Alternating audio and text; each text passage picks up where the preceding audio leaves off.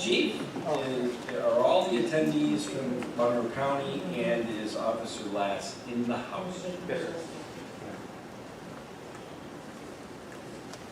And Chief Holmeyer is going out to bring in Officer Ashley Lass, and I'm not sure who's the representative or oh, I do know who the representative is from Monroe County. Hi, Jenny. Huh? And this is Lindsay, our Hi, special Lindsay. UI coordinator. Great. Good to see you again. Yeah, you can say my power. Yes. All right, so just to give a little background, everybody, typically every year pre-COVID, Monroe County would host a luncheon where they recognize law enforcement officers from Monroe County for a couple of different things. One is for individual officer achievement and enforcing alcohol-related offenses. So they typically look for each agency to nominate an officer to receive an award because of their outstanding effort in trying to keep our roads safe and enforce alcohol and drug-related driving offenses. So for this year, Officer Lass was nominated from our police department. And unfortunately, due to COVID, the luncheon hasn't happened. So Monroe County was gracious enough to come to us. So we thought it would be appropriate to do it at a town board meeting so that the public could participate and be part of the recognition for Officer Lass and her efforts in trying to keep our roads safe. So, you know. And just to note as well, Officer Lass had over 20% of the DWI, DWAI arrests for Webster. So I wanted to highlight that because it's really an outstanding number, and we're very, very excited for the partnership that we have with Webster. We've got this exclusive pin for you as well. We didn't have a luncheon, the committee decided to make pins of it, so it's something special that they get this year.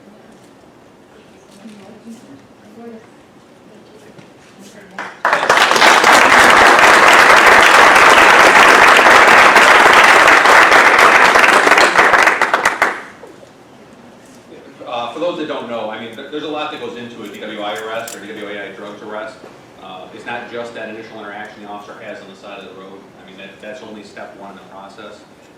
The observations the officer makes, the tests the officer has to administer to the person that they're evaluating, all has to be documented so that further down the road, whether it's 3 months, 6 months, a year later, that officer can testify to their observations and the actions that happen. And when it comes down to making judgments of people's impairment, those are very, very subjective. And the officer has to be able to articulate their training and experience in a courtroom to either a judge or a jury to justify putting somebody in custody for these charges. So it's not an easy process, it's time consuming, and it takes a lot of training and experience to do. So we appreciate Officer Lass's efforts to not only be good at it, but to excel at it and represent us very well.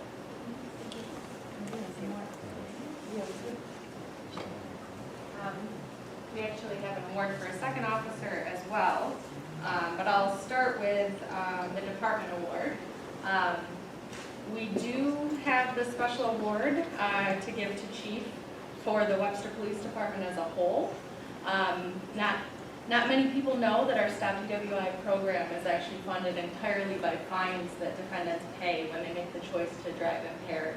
So our partnerships with law enforcement are essential because of that. And Webster, at a time in a year when it was very, very difficult to do so, really did not skip a beat with their DWI, DWAI arrests. So we wanted to present this to you, Chief.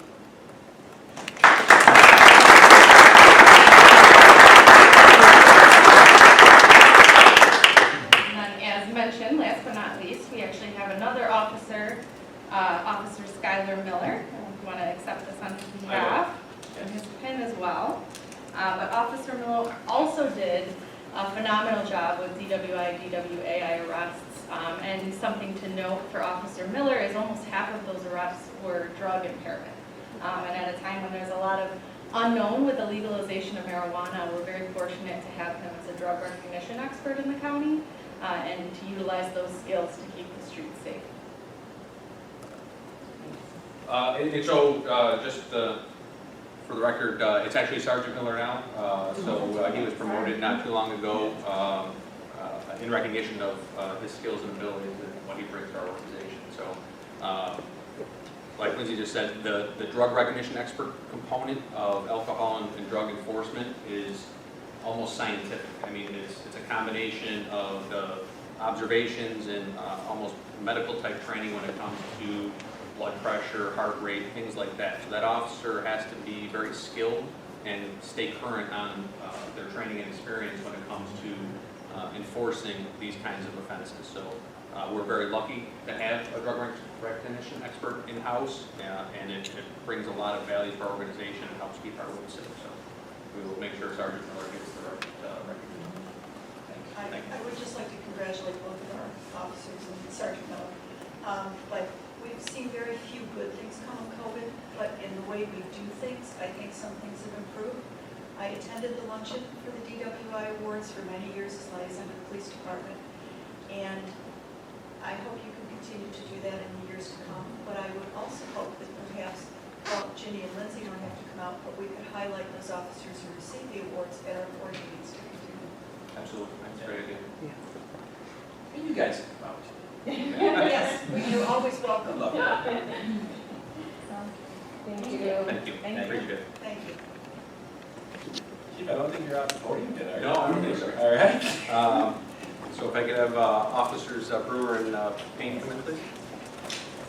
So part of the process is as people reach their retirement eligibility and move on to the next phase of life and the next step in their professional careers, we bring on new officers to keep our level of expertise and our service to the community at the highest level we can. There's two ways we can do that. One is by hiring fresh recruits and putting them in the academy and putting them through that 18-month to 36-month process of getting up to speed and getting the experience to be good at their jobs.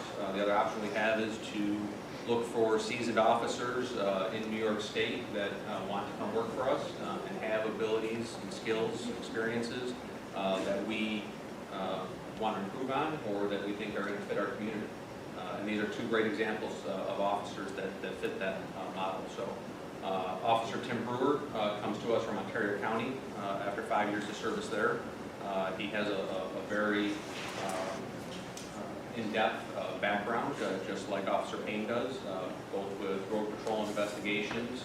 They bring a lot of credibility to our organization and a lot of experience. So Michael Payne comes to us from Rochester Police Department after 6 years of service there.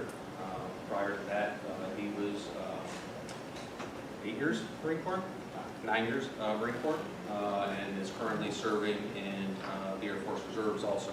So we gained a lot of experience, and they're just finishing up their acclimation to our organization, and within the next week or so they'll be assigned to our first platoon, which is our night shift, out keeping our community safe. So we wanted to make sure they got to a town board meeting